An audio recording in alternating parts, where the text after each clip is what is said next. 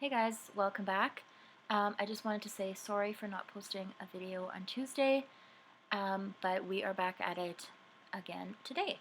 So today I'm showing you guys how to make banana chocolate chip muffins. So first of all, well, this recipe here I'm doing is a double recipe, but I'll just tell you guys the single recipe. It's easier that way, I guess. But it is 3 to 4 bananas, ripe bananas. I usually just have some frozen in the freezer and then I throw them in here. And then it's um, 6 tablespoons of olive oil, any kind of oil you want, but I usually use olive oil, and then half a cup of sugar. Mix that really, really well. And then while I was mixing it, I added in an egg, and then I added in a teaspoon of vanilla after.